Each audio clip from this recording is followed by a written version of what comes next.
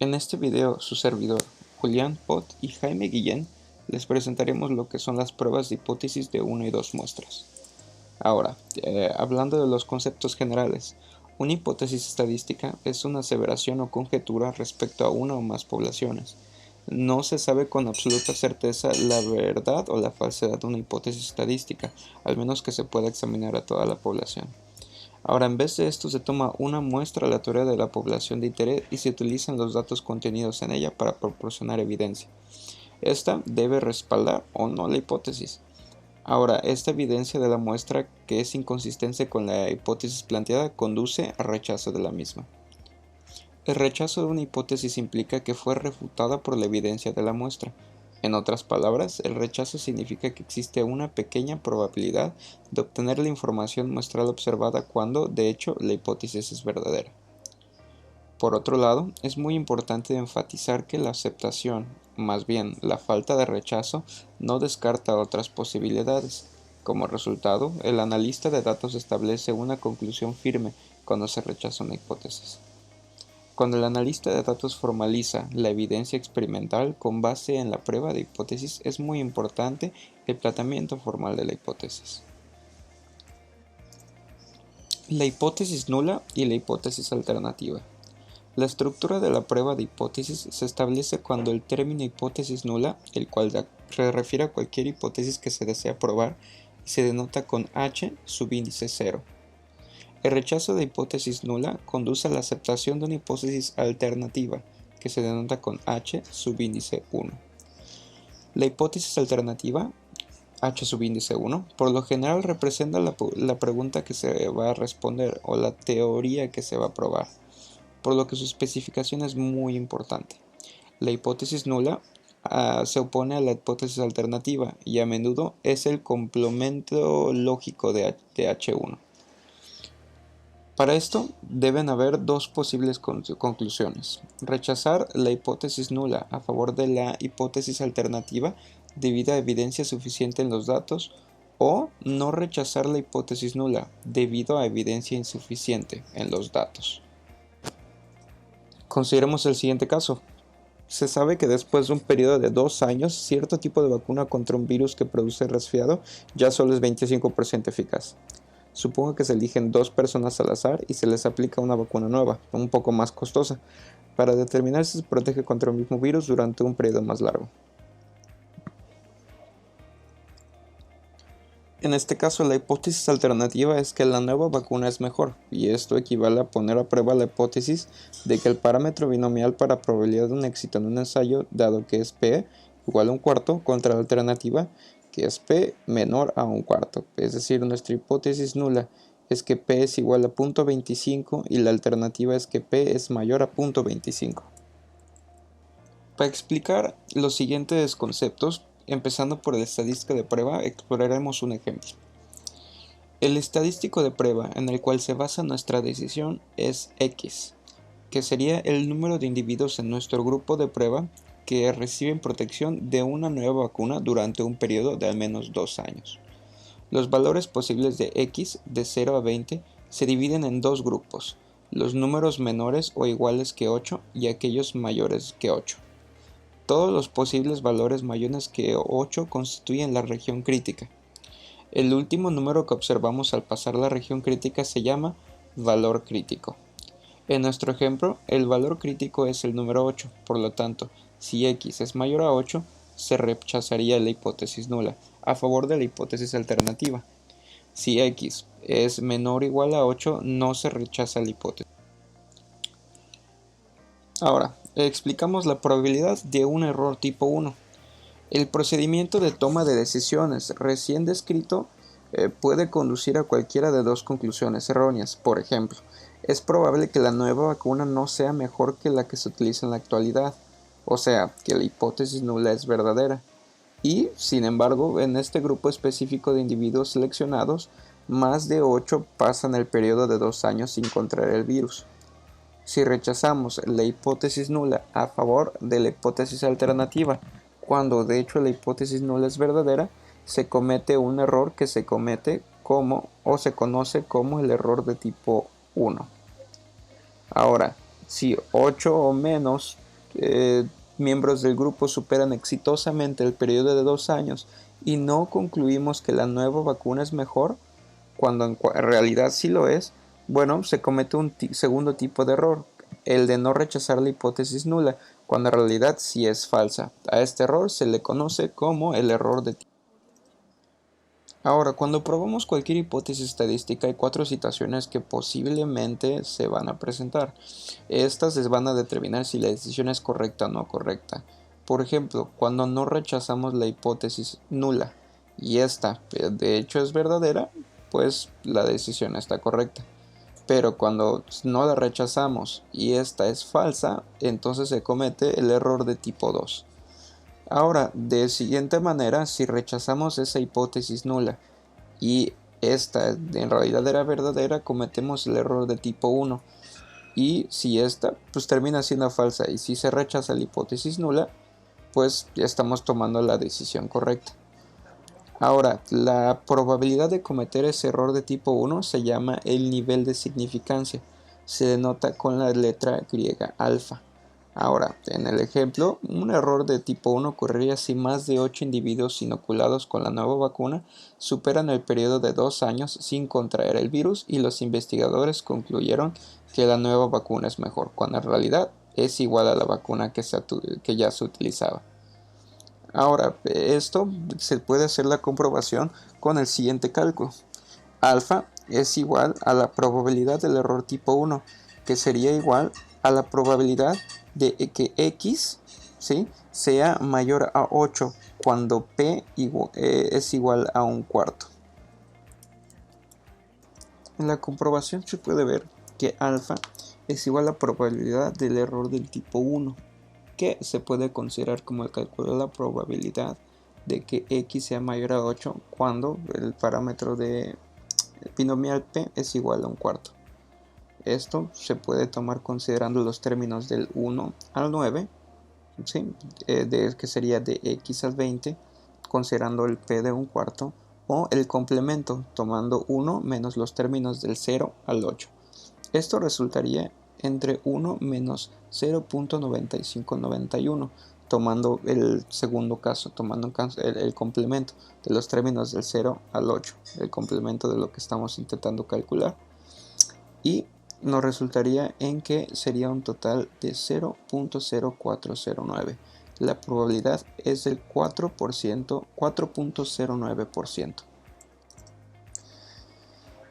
Ahora decimos que la hipótesis nula P, tomando en cuenta P con un cuarto, se prueba al nivel de significancia de alfa igual a 0.0409. En ocasiones el nivel de significancia se le llama el tamaño de la prueba. Esta región, que es del tamaño 0.0409, es muy pequeña, por lo que es muy poco probable que se cometa un error del tipo 1. En consecuencia, es poco probable que más de 8 individuos permanecieran inmunes al virus durante 2 años utilizando una vacuna nueva. Si se quiere calcular la probabilidad del tipo 2, es posible siempre y cuando se tenga una hipótesis alternativa específica. Esta probabilidad del tipo 2 se denota como beta. Si probamos la hipótesis nula de p igual a un cuarto contra la hipótesis alternativa de p igual a un medio, entonces ya se puede calcular la probabilidad de no rechazar la hipótesis nula cuando es falsa.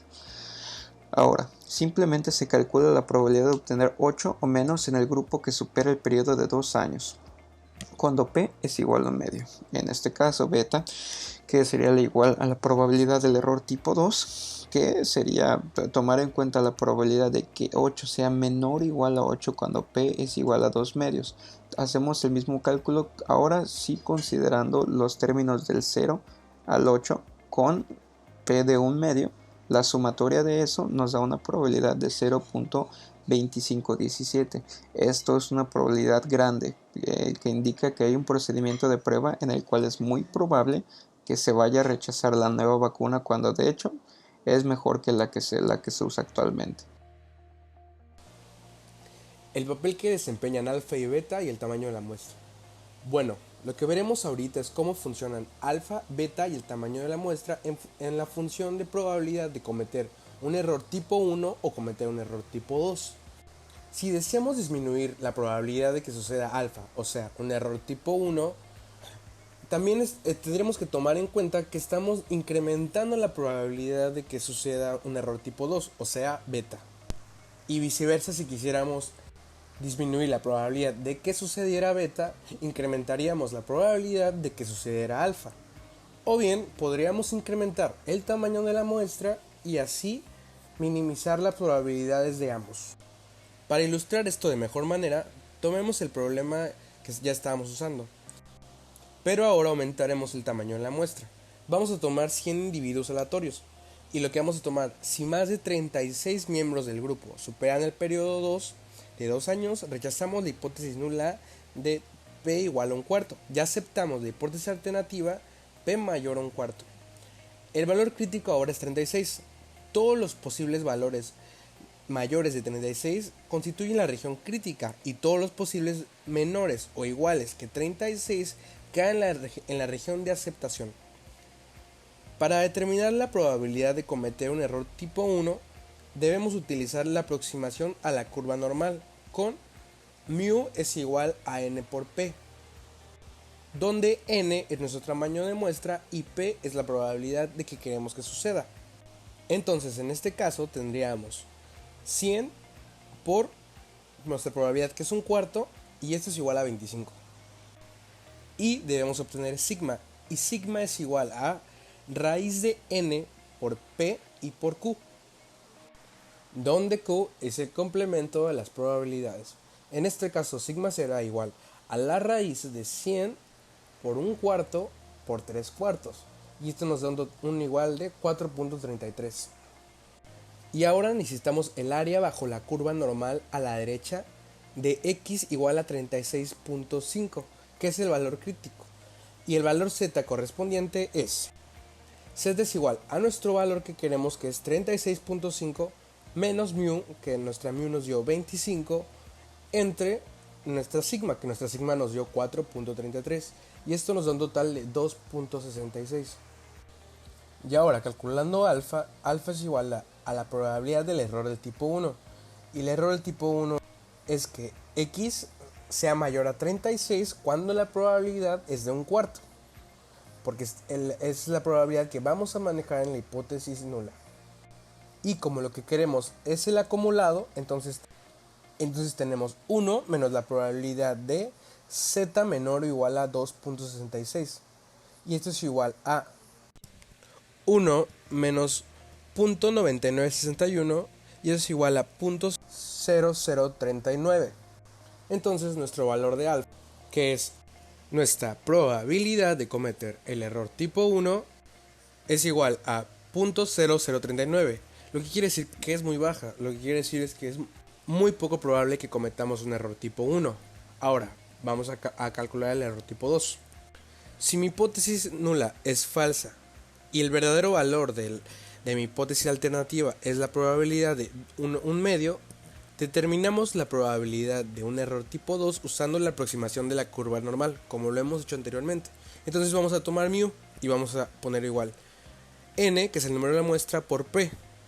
Ahora sería 100 por un medio, que es igual a 50, y sigma sería igual a raíz de n por q por p, que esto es igual a raíz de 100 por un medio, que esto nos da un total de 5.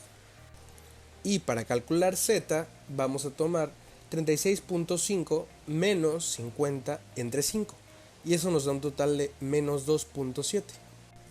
Y ahora en este caso no estamos sacando el acumulado, entonces vamos a sacar la probabilidad de que z sea menor a menos 2.7, y esto nos da igual a 0.0035, lo que quiere decir que también es muy pequeña. Entonces casi no existe probabilidad para cometer un error tipo 2, y así podemos demostrar cómo, subiendo el tamaño de la muestra, podemos anular que haya tipo 1 o tipo 2 dependiendo de nuestra alfa y nuestra beta. Ahora, también queda decir que tomar una muestra de 100 vuelve muy común el rechazo de alfa y beta si nuestra alfa y beta no tiene un valor verdaderamente significativo. Ahora vamos a explicar unas propiedades importantes de una prueba de hipótesis. 1. Los errores tipo 1 y tipo 2 están relacionados. Por lo general, una disminución en la probabilidad de cometer uno da como resultado un incremento en la probabilidad de cometer otro. Como ya lo hemos explicado antes, si disminuimos la probabilidad de alfa, es muy probable que incremente la probabilidad de beta y viceversa. Si disminuimos la probabilidad de beta, es probable que la probabilidad de alfa crezca. Por lo que es más fácil actuar mediante la muestra, disminuyendo o incrementando la muestra dependiendo lo que queramos nosotros. 2. El tamaño de la región crítica y por lo tanto la probabilidad de cometer un error tipo 1 siempre se puede reducir ajustando el o los valores críticos. 3. Un aumento en el tamaño de la muestra n reducirá a alfa y a beta de forma simultánea. Esto ya lo habíamos explicado con el ejemplo anterior. 4. Si la hipótesis nula es falsa, beta es máximo cuando el valor verdadero de un parámetro se aproxima al valor hipotético. Cuando más grande sea la distancia entre el valor verdadero y el valor hipotético, más pequeña será beta. Esto quiere decir que beta toma un valor muy grande cuando está muy cercano al valor crítico para hacer que la hipótesis nula sea falsa, y mientras más se aleje de la hipótesis nula, más pequeño se vuelve beta. Pruebas de una y dos colas. Una prueba de cualquier hipótesis estadística donde la alternativa es unilateral, o sea, como en el ejemplo que queríamos ver, que en 100 pacientes sea mayor a 36 o menor a 36. Eso se denomina prueba de una cola. Para una prueba de dos colas tendríamos que tener que es bilateral, ya que la región crítica se divide en dos partes y a menudo con probabilidades iguales en cada cola. Y esta se usa mucho para evaluar parámetros. Por ejemplo, considere la hipótesis nula de que el peso promedio de estudiantes hombres en cierta universidad es de 68 kilogramos, contra la hipótesis alternativa de que es diferente a 68.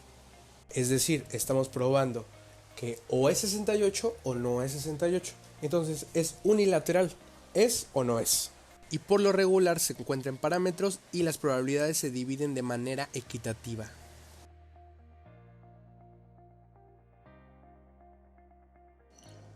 Por último, le agradecemos mucho por su tiempo y esperemos que este video tutorial haya sido de alguna utilidad para ustedes.